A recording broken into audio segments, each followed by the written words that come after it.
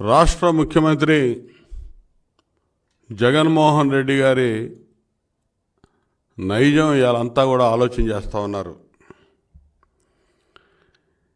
ఇవాళ దేశానికి రాష్ట్రాలకి హద్దులు ఉంటాయి,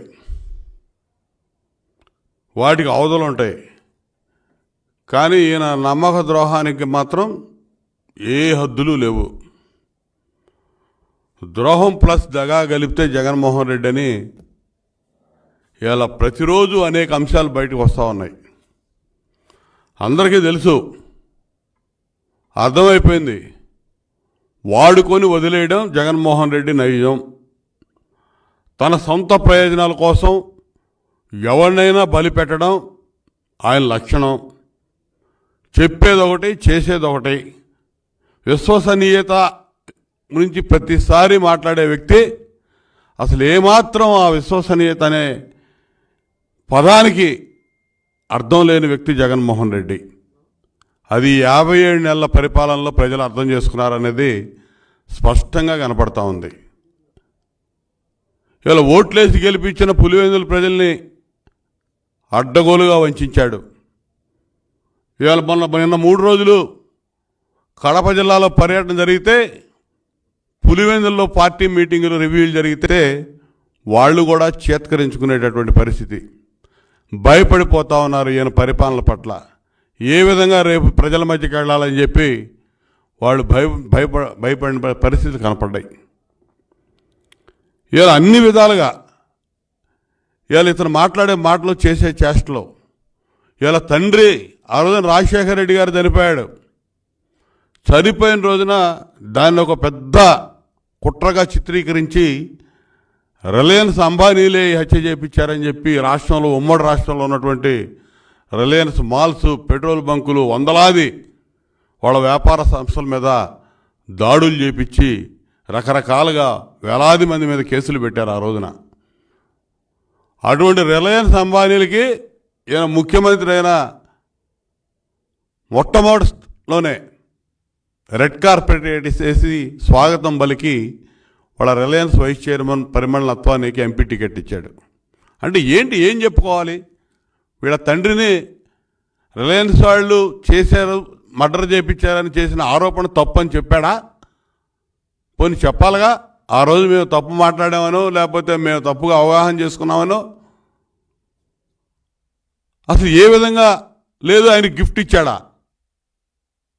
అంటే ఈయన విశ్వసనీయత గురించి, ఈయన మాటల గురించి, ఈయన చేష్టలు ఏ విధంగా ఉంటాయి అనే దానికి ఉదాహరణ చెప్తా ఉన్నా నేను.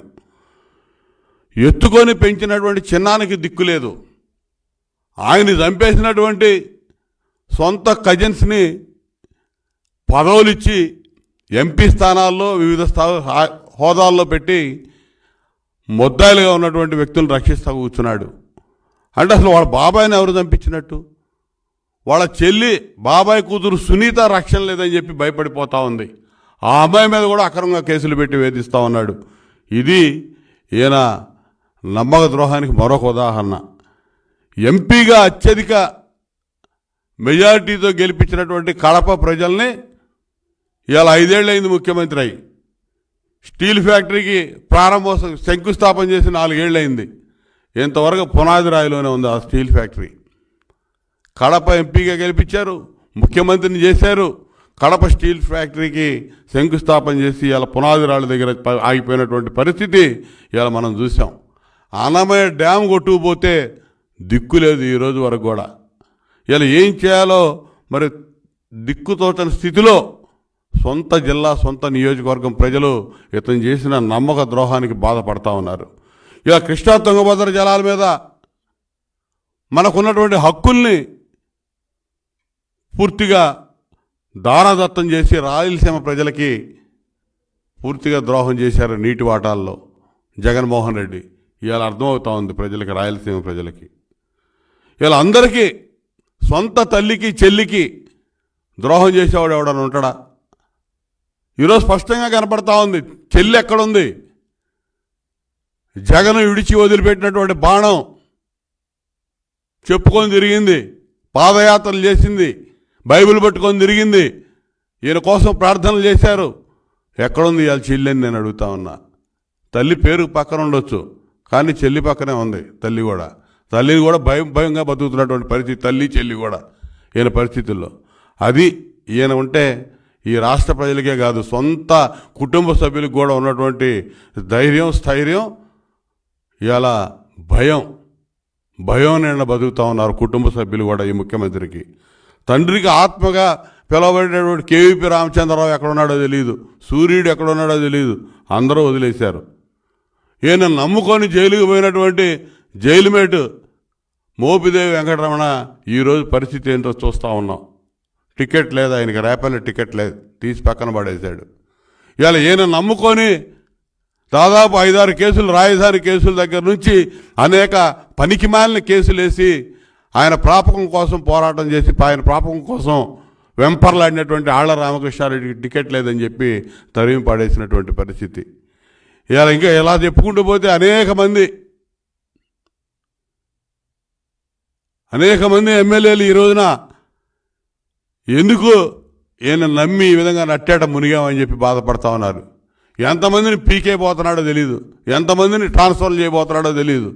రాజకీయాలకు అర్థాలు మార్చేశాడు, నీచంగా తయారు చేశాడు.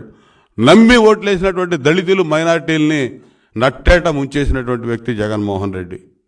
ఇలా వాలంటీర్లు చేశాడు, ఇలా వాలంటీర్లు కూడా రోడ్డెక్కారు, వాలంటీర్లు మోసం చేశాడు, వాలంటీర్లు రోడ్డెక్కారు.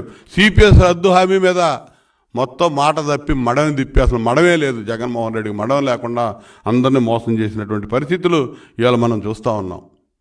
ప్రధానంగా ఇంకోటి చెప్పాడు, మద్య నిషేధం దశల వారీగా మద్య నిషేధం చేస్తా, మద్య నిషేధం చేసి మళ్ళీ ఓట్లు అడుగుతానని. మద్యం ఆదాయాన్ని తాగుబోతుల్ని వచ్చే 15-20 ఏళ్ళకు కూడా బ్యాంకులకు తాకట్టు పెట్టాడు. మద్య నిషేధం చేయడం కాదు, ఇంకా 15-20 ఏళ్ల దాకా అసలు ఆ ఊసెత్తే పనే లేకుండా తయారవుతున్న మద్యం, అమ్మకాలు జరిపే మద్యాన్ని కూడా బ్యాంకులకు తాకట్టు పెట్టి ఇవాళ వడ్డీకి డబ్బులు తెచ్చుకున్నటువంటి వ్యక్తి జగన్మోహన్ రెడ్డి. ఆ మద్యాన్ని తయారు చేసి నాసిరకం మద్యం తయారు చేసి ప్రజల మీదకు వదిలి ప్రజల ప్రాణాలతో చెలగాటం ఆడతా మహిళల పుస్తలు దింపుతున్నటువంటి వ్యక్తి కూడా జగన్మోహన్ రెడ్డి. దారుణమైన అంశం ఇది, చాలా దారుణమైన అంశంగా దీన్ని చూడాల్సిన అవసరం ఉందని చెప్పి నేను తెలియజేస్తా ఉన్నా. అమరావతి రాజధానిని మార్చబోనన్నాడు, ఇక్కడే ఇల్లు కట్టుకున్నారన్నాడు. 3 రాజధానులు అడ్డగోలు నాటకానికి తెరదీసి అమరావతిని ఏం చేశాడో చూసాం. 3 రాజధానులు గతి లేదు, దిక్కు దివాణం లేదు, ఒకదానికే ఏమీ లేదు. ఇవాళ చంద్రబాబు నాయుడు గారి హయాంలో బ్రహ్మాండంగా దాదాపు 12-13 వేల కోట్లు ఖర్చు పెట్టాం, ఇన్ఫ్రాస్ట్రక్చర్ తయారు చేసాం. మేము తయారు చేసిన ఇన్ఫ్రాస్ట్రక్చర్ నుంచే నువ్వు పరిపాలన చేస్తూ ఉన్నావు. అసెంబ్లీ చంద్రబాబు నాయుడు గారు కట్టింది, నువ్వు పరిపాలన చేసే సెక్రటేరియట్ చంద్రబాబు నాయుడు గారు కట్టింది, నీ మీద ప్రతిరోజు బొట్టికాయలు వేసే కోర్టులు చంద్రబాబు నాయుడు గారు కట్టినాయి. నువ్వు కనీసం ఒక ఇటుక పెట్టలా. 3 రాజధానులు అన్నావు, 3 రాజధానులు 3 అంగుళాలు కూడా ముందుకు పోయినటువంటి పరిస్థితి ఇవాళ లేనటువంటి పరిస్థితి. రైతు భరోసా కింద 12,500 ఇస్తానన్నావు, సంవత్సరానికి 7,500 ఇస్తా ఉన్నావు. అంటే 5,500 ప్రతి సంవత్సరం ఎగ్గొడతా ఉన్నావు. 5 సంవత్సరాల్లో 27,500 ఇవాళ రైతులకు నువ్వు బాకీ ఉంటున్నావు. నువ్వు చెప్పిన దాని ప్రకారం 12,500 ఇస్తానని నువ్వు ఇస్తుంది కేవలం 7,500 మాత్రమే. 5,500 సంవత్సరానికి ఎగదొబ్బుతా ఉన్నావు. ఇంకా 27,500 నువ్వు ఒక్కో రైతుకి బకాయి ఉన్నావు అనేది గుర్తుపెట్టుకోమని చెప్తా ఉన్నాను. వచ్చిన వెంటనే 3,000 పెన్షన్ చేస్తానని చెప్పి రేపు చేయబోతా ఉన్నావు 3,000 5 ఏళ్ల తర్వాత. మోసం కాదా ఇది? దగా కాదా? వంచన కాదా? విద్యుత్ ఛార్జీలు పెంచాలని చెప్పావు, 64,000 కోట్ల విద్యుత్ భారాన్ని ఇవాళ దశల వారీగా 6 సార్లు పెంచి ప్రజల నడ్డి విరిచినటువంటి వ్యక్తి జగన్మోహన్ రెడ్డి అని చెప్పి నేను తెలియజేస్తా ఉన్నా. ఎస్సీ ఎస్టీ బీసీ మైనారిటీ సంబంధించినటువంటి సప్లాన్ నిధులు దాదాపు 1.14 లక్షల కోట్లు నువ్వు దారి మళ్ళీ ఇచ్చావు, ఎగదొప్పావు. దాదాపు ఈ 3 ఎస్సీ ఎస్టీ బీసీ మైనార్టీలకు సంబంధించినటువంటి 120 సంక్షేమ పథకాలు రద్దు చేశావు. ఎస్సీ ఎస్టీలకి అయితే రాజ్యాంగ పరంగా వచ్చినటువంటి హక్కులను కూడా అడ్డగోలుగా వధించి వేసినటువంటి వ్యక్తివి జగన్మోహన్ రెడ్డి అని చెప్పి నేను చెప్తా ఉన్నా. 14 లక్షల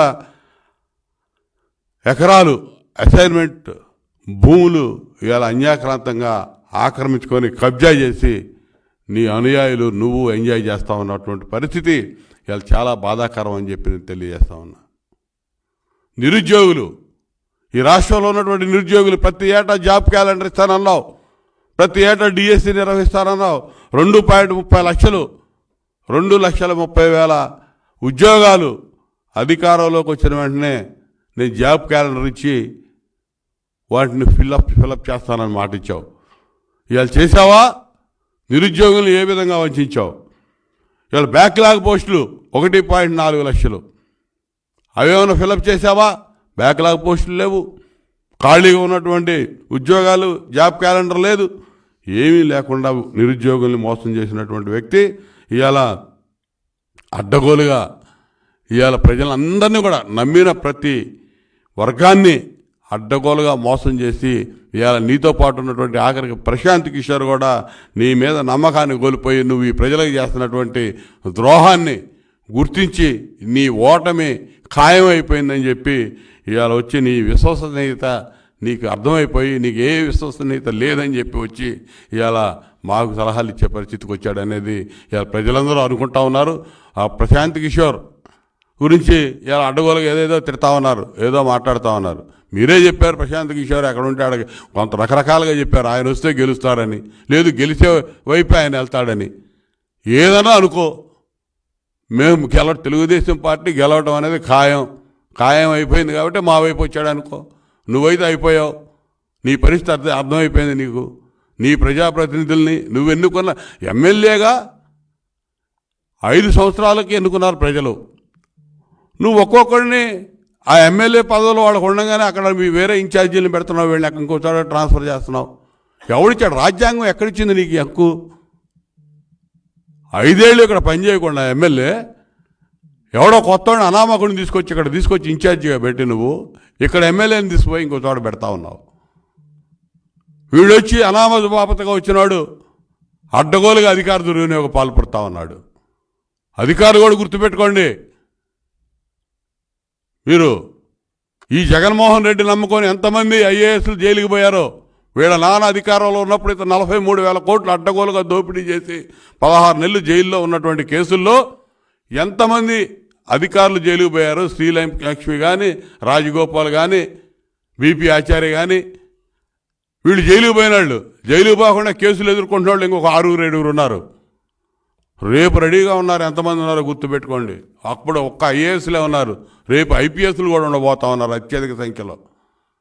మీరు చేసిన అడ్డగోలు వ్యవహారాలకి ఐఏఎస్లు ఐపీఎస్లు ఎంతమంది బలి కాబోతున్నారో మీకెందుకు అంత కర్మేం పట్టింది? ఇటువంటి అడ్డగోలు పనికిమాలిన ముఖ్యమంత్రి చేసేటటువంటి పనులకి సమర్థిస్తూ ఇలా కనీసం ఏ ఫైల్ కూడా కరెక్ట్గా నడవట్లా, అసలు ఫైల్స్ ఉంచట్లా. వీటన్నిటికీ ఇలా అధికారం చలాయించే ముఖ్యమంత్రి ఎటుబారిపోతాడో తెలియదు, కానీ మీరు మాత్రం అడ్డగోలుగా దొరికిపోతారు, బుక్ అయిపోతారు. గుర్తుపెట్టుకోండి, తెలుగుదేశం పార్టీ, జనసేన కూటమి అధికారంలోకి రావటం అనేది ఖాయమైపోయింది. అది 100% యథార్థం. జగన్మోహన్ రెడ్డికి అర్థమైపోయింది అది. కాబట్టి ఇటువంటి అడ్డగోలు నిర్ణయాలు తీసుకుంటూ ఇట్లా నమ్మిన వాళ్ళు మొత్తాన్ని కూడా ఒక్కొక్కడిగా వెళ్ళిపోతూ ఉన్నారు. మీరు కూడా ఇప్పుడు కూడా తెలుసుకోవాలని చెప్పి మీ అందరికి కూడా హితవు పలుకుతా ఉన్నాను.